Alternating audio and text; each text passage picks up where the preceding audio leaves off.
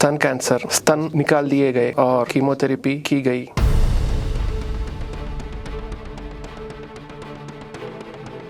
Cancer फेफड़ों में फैल गया और फेफड़ों से यहाँ मस्तिष्क में फैल गया।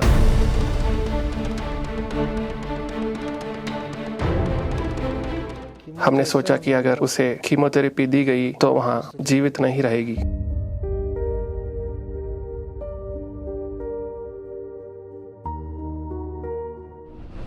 नेचर क्यूर में आपका स्वागत है। आज एक मरीज का पति हमारे साथ है। हम उनसे मरीज के शुरुआती लक्षणों के बारे में पूछेंगे। पुनर्जन आयुर्वेद अस्पताल के बारे में अधिक जानने के बाद 45 दिनों तक दवा ली जा चुकी है। उन्होंने कहा कि कैंसर का असर सबसे पहले स्तनों, फेफड़े पर पड़ा और यहाँ दूसरे अंगों में बन गया। रोगी बिस्तर तक ही सीमित थी, लेकिन हमारी दवा के 45 दिनों के बाद रोगी की भूख में काफी सुधार हुआ है। हम पूछताछ करेंगे कि अन्य लक्षण कब शुरू हुए। सर नमस्ते, आपका नाम? मेरा नाम शेषु है। मैडम का नाम क्या है? पद्मावती। वह ब्रेस्ट कैंसर से पीड़ित है। स्तन निकाल दिया गया और कीमोथेरेपी की गई। 3 साल बाद पता चला कि उन्हें फिर से कैंसर है। उन्होंने 2 कीमो पूरे कर लिए थे और वह अब और कीमो करवाने की तैयार नहीं थी।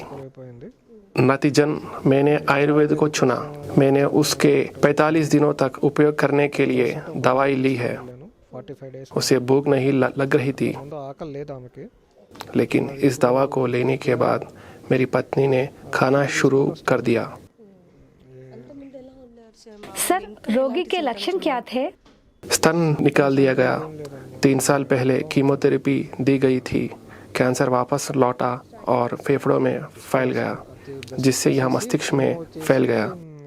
हम डॉक्टरों से जुड़े जिन्होंने हमें कीमोथेरेपी के साथ जाने का आग्रह किया, लेकिन हम जानते थे कि वहाँ अभी ऐसा नहीं कर सकती थी। मैंने दूसरी राय नहीं ली, जो मेरी ओर से एक गलती थी। यदि किसी रोगी को दूसरी बार कैंसर होने का पता चलता है तो दूसरी राय प्राप्त होने पर हम रोगी को बचा सकते हैं। जब उसे दूसरी बार कैंसर होने का पता चला तो मैं उसी उपचार पद्धति से गुजरा। वह काफ़ी कमज़ोर थी और खाने में असमर्थ थी, और इतनी सारी जटिलताओं के बाद मैंने चिकित्सा पद्धति को बंद करने का फैसला किया। मैं पुनर्जन आयुर्वेद अस्पताल आया और दवाइयाँ लेना शुरू किया। मैं यहाँ दूसरी खुराक के लिए आया था। सर मैडम के स्तन की सर्जरी होने के बाद बीमारी को उनके फेफड़े और मस्तिष्क तक पहुंचने में कितना समय लगा? 3 वर्ष। बिना अस्पताल गए आपने ऐसे कैसे पहचान लिया? कोरोना महामारी के दौरान हमने स्क्रीनिंग छोड़ दी क्योंकि मरीज कमजोर था। इन 2 वर्ष में कैंसर बढ़ गया था और महामारी समाप्त होने के बाद हम अस्पताल गए। अस्पताल के कर्मचारियों ने हमें सूचित किया कि कैंसर फैल गया है और हमें 12 कीमो से गुजरने का सुझाव दिया। केवल 2 कीमो के बाद वह वास्तव में कमजोर हो गई थी। जैसे कि पहले ही कहा है, मैंने जो सबसे बड़ी गलती की है वह दूसरी राय नहीं लेना था। दूसरों से परामर्श करने के बाद उन्होंने सलाह दी कि यदि आप कैंसर के चौथे चरण में है तो आपको कीमोथेरेपी नहीं करनी चाहिए। आपको या तो वैकल्पिक उपचार चुनना चाहिए या रोगी को बिना किसी उपचार के छोड़ देना चाहिए। सर क्या उस समय आपको डॉक्टर ने आपको सलाह नहीं दी थी?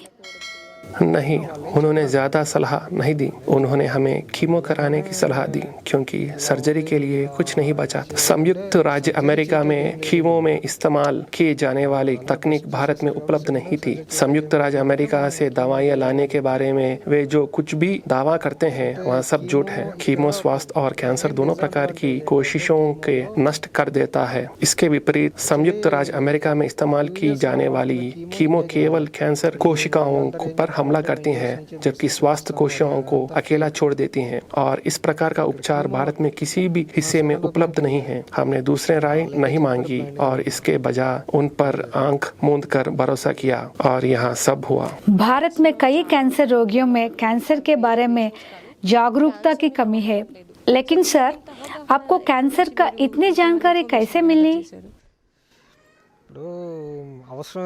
ज़रूरत के कारण हमें जानकारी जुटानी पड़ती है। मैंने एक बार गलती की और मुझे दूसरी बार इसका हल ढूंढना पड़ा। सर मैंने आपसे बहुत कुछ सीखा है और आपका ज्ञान दूसरों की बहुत मदद करेगा। आपको पुनर्जन आयुर्वेद अस्पताल की दवाइयाँ लेने का विचार कैसे आया? क्या आपने पहले आयुर्वेद के साथ कोई अनुभव किया है?